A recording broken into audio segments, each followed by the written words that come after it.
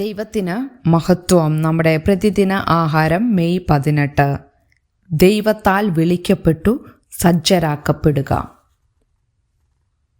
സകലവിധമായ പണിത്തരമുണ്ടാക്കുവാനും ഞാൻ അവനെ ദിവ്യാത്മാവിനാൽ ജ്ഞാനവും ബുദ്ധിയും അറിവും സകലവിധ സാമർഥ്യവും കൊണ്ട് നിറച്ചിരിക്കുന്നു. പുറപ്പാട് പുസ്തകം 31 അധ്യായം 4-5 വാക്യങ്ങൾ. ഇന്റർനാഷണൽ ബുക്ക് എക്സ്പോയിൽ ഒരു ഓൺ-സൈറ്റ് റേഡിയോ പ്രക്ഷേപണം സംഘടിപ്പിക്കുക എന്നതാണ് നിങ്ങളുടെ ജോലി എന്ന് എൻ്റെ ബോസ് എന്നോട് പറഞ്ഞു. ഇത് എനിക്ക് പരിചയമല്ലാത്ത മേഖലയായതിനാൽ എനിക്ക് ഭയം തോന്നി.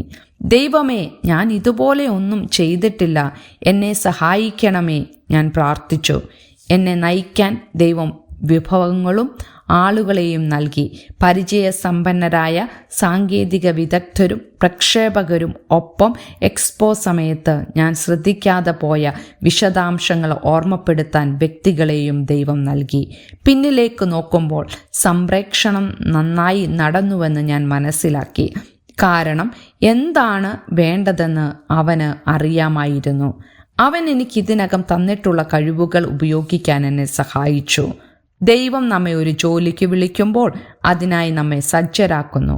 അവൻ സമാഗമന കൂടാരത്തിൽ വേല ചെയ്യുവാൻ ബെസലേലിനെ ഏൽപ്പിച്ചപ്പോൾ ബെസലേൽ ഇതിനകം തന്നെ ഒരു വിദഗ്ധ ശില്പിയായിരുന്നു.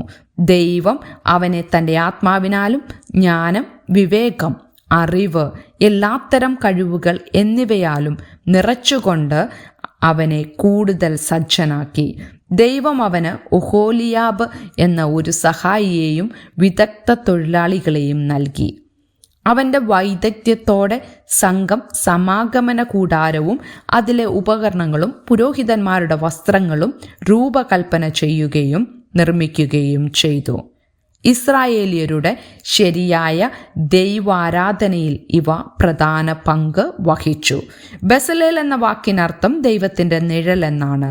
ദൈവത്തിൻ്റെ സംരക്ഷണത്തിനും ശക്തിക്കും കരുതലിനും കീഴിൽ കരകൗശലക്കാരൻ ആജീവനാന്ത പദ്ധതിയിൽ പ്രവർത്തിച്ചു.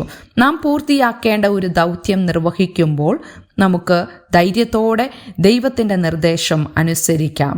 നമുക്ക് എന്താണ് വേണ്ടതെന്ന് അത് എങ്ങനെ എപ്പോൾ നൽകണമെന്നും ദൈവത്തിനറിയാം. ചിന്തിക്കുക, എന്ത് ദൗത്യം നിർവഹിക്കാനാണ് ദൈവം നിങ്ങളെ വിളിക്കുന്നത്? ഏതെല്ലാം മേഖലകളിലെ ദൈവത്തിൻ്റെ മാർഗനിർദ്ദേശത്തിനായിട്ടാണ് നിങ്ങൾ പ്രാർത്ഥിക്കേണ്ടത്? ദൈവത്തിന് മഹത്വം.